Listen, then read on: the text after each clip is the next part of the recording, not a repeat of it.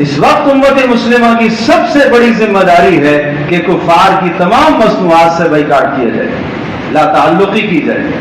یہ بات میں کوئی ایسے نہیں کہہ رہا، میں ممبر رسول پر بیٹھ کر رسول پاک صلی اللہ علیہ وسلم کا اور قرآن کا پیغام میں کبھی آپ کو غلط نہیں سناؤں گا۔ مجھے رسول اکرم صلی اللہ علیہ وسلم کا وہ عمل یاد آتا ہے، حضرت صلی اللہ علیہ وسلم بدر کی طرف کیوں نکلے تھے؟ سب سے پہلا جو معرکہ اسلام کا ہوا، بڑا معرکہ جنگ بدر، جس میں کفر کی کمر ٹوٹ گئی تھی، اس کے محرک اور اسباب کیا تھے؟ حضرت صلی اللہ علیہ وسلم کو اطلاع ملی کہ مکہ سے سرداران مکہ کا اور مکہ والوں کا ایک تجارتی قافلہ شام کی طرف رواں دواں ہے، اور مکہ کی پوری معیشت اس قافلے میں ہے، سارا مال اس قافلے میں ہے، اور یہ اپنا سامان لے جا کر شام میں فروخت کریں گے اور وہاں سے بھاری رقم لے کر آئیں گے، اور اس رقم کو یہ اسلام کے خلاف استعمال کریں گے، اس مال کو یہ اسلام کے خلاف استعمال کریں گے۔ رسول پاک صلی اللہ علیہ وسلم نے مدینہ طیبہ سے بدر کی طرف نکلنے کا قصد اور ارادہ فرمایا۔ اطلاع ملی کہ وہ قافلہ جس کے لیے آپ نکلنا چاہتے تھے وہ شام کی طرف نکل گیا ہے، وہ آگے چلا گیا۔ آپ نے فرمایا اچھا جب واپسی ہو تو مجھے بتانا۔ جب قافلے کی واپسی ہوئی، آپ علیہ السلام کو اطلاع دی گئی کہ شام سے بہت بڑا بھاری مال لے کر یہ واپس مکہ کو لوٹنا جا رہا ہے۔ آپ علیہ السلام نے پھر صحابہ کو جمع فرمایا اور رسول پاک صلی اللہ علیہ وسلم مدینہ طیبہ سے نکلے اور بدر کے مقام پر اس قافلے کی مزاحمت کے لیے آپ علیہ السلام آگے آئے۔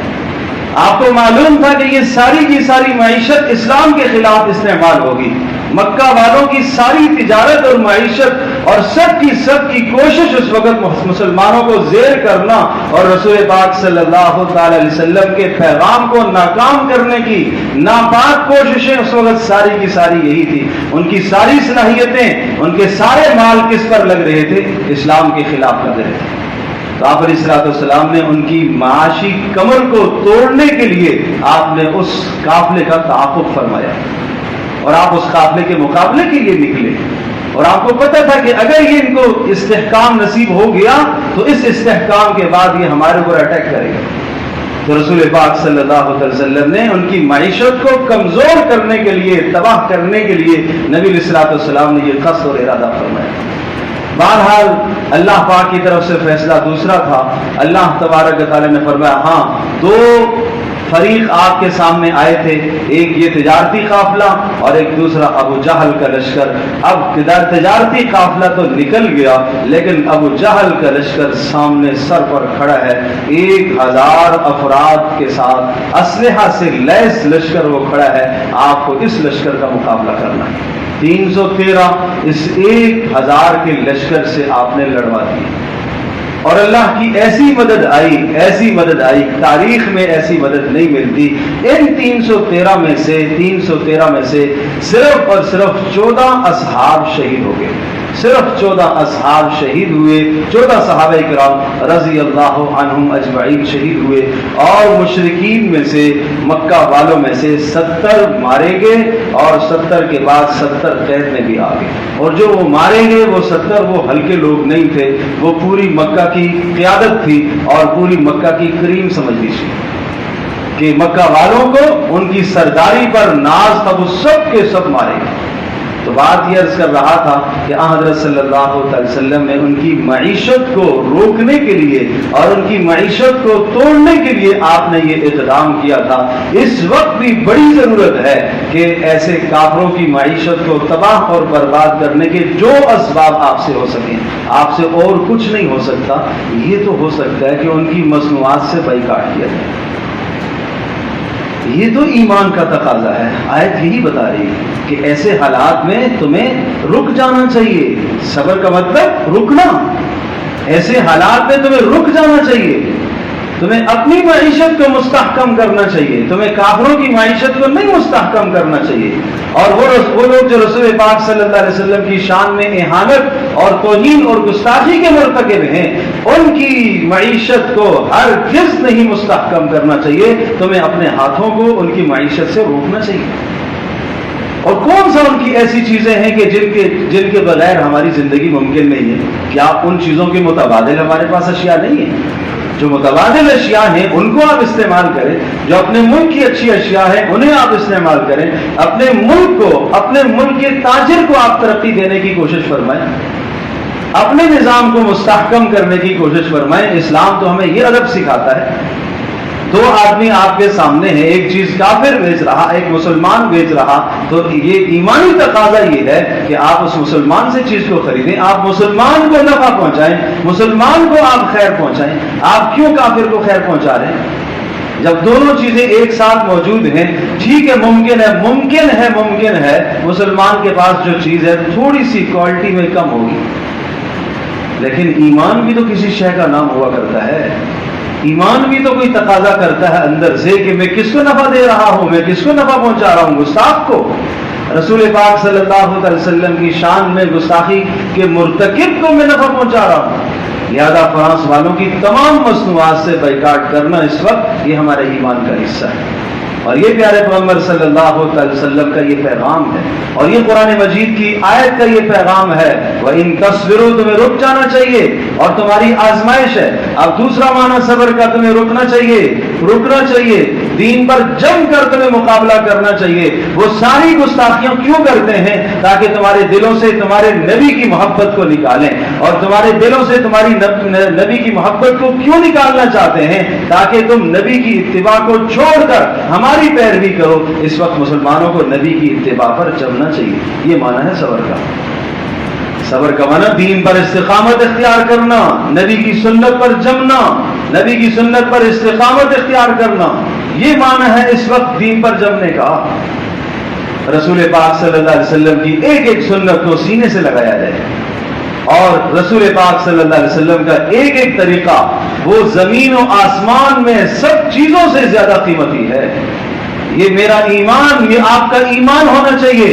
رسول اکرم صلی اللہ علیہ وسلم نے جو تجارت کے آداب سمجھائے ہیں، ان آداب سے زیادہ بہتر کوئی ادب نہیں ہو سکتا۔ آپ علیہ السلام نے معاشرتی زندگی سے متعلق جو قوانین وضع فرمائے ہیں، ان قوانین سے زیادہ بہترین کوئی قانون کائنات میں ہو ہی نہیں سکتا۔ اس لیے تو کہا لَقَدْ كَانَ لَكُمْ فِي رَسُولِ اللَّهِ أُسْوَةٌ حَسَنَةٌ، تمہارے لیے تمہارے نبی کی زندگی میں بہترین نمونہ۔ صحابہ شرم نہیں کرتے تھے، اس معاملے میں شرم نہیں کرتے تھے۔ سلمان فارسی رضی اللہ تعالی عنہ سے کسی نے، یہودی نے استہزاء، مذاق، دیکھو یہ جملے وہاں بھی تھے، مذاق کرتے ہوئے، استہزاء کرتے ہوئے کہا، سنا ہے تمہیں تمہارا نبی استنجے کا طریقہ بھی بتاتا ہے۔ استہزاء دیکھو اس یہودی کا، مذاق اڑانا دیکھو۔ سلمان فارسی رضی اللہ تعالیٰ عنہ کھڑے ہو گئے اور انہوں نے ارشاد فرمایا، جی ہاں ہمیں ہمارے نبی نے استنجے کا سلیقہ بھی بتایا ہے۔ تمہیں برا لگتا ہے لگے، ہمیں نہیں برا لگتا، ہمیں اس بات پر فخر ہے، ہمیں ہمارے نبی نے یہ سمجھایا، جب تم بیت الخلاء میں اپنی حاجت کو پورا کرنے کے لیے آؤ تو قبلے کی طرف منہ بھی نہ کیا کرو، قبلے کی طرف پیٹھ بھی نہ کیا کرو۔ اور ہمیں ہمارے نبی نے یہ ادب سکھایا کہ جب تم استنجا کرنے کے لیے آؤ تو 3 پتھروں سے استنجا کیا کرو۔ سبحان اللہ، انہیں کوئی شرم نہیں آئی یہ بات کہتے ہوئے، انہیں کوئی آر محسوس نہیں ہوئی۔ رسول پاک صلی اللہ تعالی علیہ وسلم کی سنت پر عمل کرنے سے انہیں کوئی آر نہیں آتی تھی، کوئی حیا نہیں آتی تھی۔ یہ ایمان کا تقاضا ہے، یہ ایمان کا تقاضا ہے۔ طہارت کو رسول پاک صلی اللہ علیہ وسلم نے سکھایا ہے، تو یہ ارشاد فرمایا وَإِن تَصْبِرُوا، اور اگر تم صبر کرو گے، وَتَتَّقُوا، تتقو کا معنی، تقوی کا معنی بچنا، تم بچتے رہو گے، کافروں کی مصنوعات کو اختیار کرنے سے بچتے رہو گے، تو پھر اللہ کیا ملے گا؟ فَإِنَّ ذَلِكَ مِنْ عَزْمِ الْأُمُورِ، شاباشی اللہ نے دی ہے، یہ بڑی ہمت کا کام تم نے کیا ہے، شاباش شاباش، بڑی ہمت کا کام ہے، یہ بہت بڑا کام ہے۔ اچھا، جب ہم مصنوعات سے بائیکاٹ کریں گے تو ہماری تجارتیں ٹھپ ہو جائیں گی، ہماری تجارتیں منجمد ہو جائیں گی، تو کیا ہوگا؟ تصبروا، تمہیں صبر کرنا ہوگا، تمہیں صبر کرنا ہوگا، جزا فضا نہیں کرنا، جزا فضا نہیں کرنا، تمہیں صبر کرنا ہوگا۔ فَإِنَّ ذَلِكَ مِنْ عَزْمِ الْأُمُورِ، یہ صبر کرنا اس وقت یہ بڑی ہمت کا کام ہے، یہ بڑی ہمت کا کام ہے، اور جس کے اندر جتنا ایمان طاقتور ہوگا اتنا وہ یہ ہمت کا کام کر لے گا۔ اس لیے میرے عزیز دوستوں بزرگوں، رسول اکرم صلی اللہ علیہ وسلم کی اتباع، آپ اور اسلام کی پیروی کر کے آپ کو جواب دینا چاہیے۔ آپ کے بس میں جو ہے وہ تو کرے، جو آپ کر سکتے ہیں یہاں گھر بیٹھے، اپنے ملک میں رہتے ہوئے، اپنی جگہ پر رہتے ہوئے جو کچھ آپ سے بن پاتا ہے وہ تو آپ اسلام کی حمایت میں، نبی صلی اللہ علیہ وسلم کی حمایت میں کریں۔ کہ کہیں قیامت کے دن ہم سے یہ نہ پوچھا جائے کہ تم نے اپنی صلاحیتوں کو کہاں لگا دیا، تم نے اپنی زندگیوں کو کہاں وقف کیا ہوا تھا، تم نے اپنے مالوں کو کہاں صرف کیا ہے، کہاں سے تم نے مال کمائے، کہاں خرچ کیے ہیں، کن تجارتوں کو تم پروان چڑھانے میں لگے ہوئے تھے۔ تو اس لیے یہ ہم سے سوال ہو سکتا ہے۔ تو لَتُبْلَوُنَّ فِي أَمْوَالِكُمْ وَأَنفُسِكُمْ، پھر میں دہراتا ہوں کہ تمہیں ضرور اللہ آزمائے گا، تمہاری جانوں کے متعلق اور تمہارے مالوں کے متعلق آزمائے جاؤ گے تم۔ وَلَتَسْمَعُنَّ مِنَ الَّذِينَ أُوتُوا الْكِتَابَ وَمِنَ الَّذِينَ أَشْرَكُوا أَذًى كَثِيرًا، اور یاد رکھو تم ضرور سنو گے اہل کتاب یہودیوں سے، نصرانیوں سے، مشرکوں اور دیگر کافروں سے ایسی باتیں سنتے رہو گے جن باتوں کو سن کر تمہارے جذبات مجروح ہوں گے۔ لیکن حل دو بتائے، وَإِن تَصْبِرُوا، تم علائق اور تعلقات سے صبر کر لو، اپنے آپ کو روک لو، ان کی مصنوعات سے بائیکاٹ کر کے اپنے آپ کو روک لو، اور اگر تمہاری تجارتوں میں اس وجہ سے کمی آتی ہے تو اپنے آپ کو روک لو، صبر کر لو، وَتَتَّقُوا، اور تم بچتے چلے جاؤ، رسول پاک صلی اللہ علیہ وسلم کی مخالفت سے بچتے چلے جاؤ، بلکہ اتباع اور اطاعت پر آؤ۔ فَإِنَّ ذَلِكَ مِنْ عَزْمِ الْأُمُورِ، یہ بڑی ہمت کا کام ہے۔ اللہ پاک مجھے بھی، آپ کو، ہم سب کو یہ ہمت والے کام کرنے کی توفیق عطا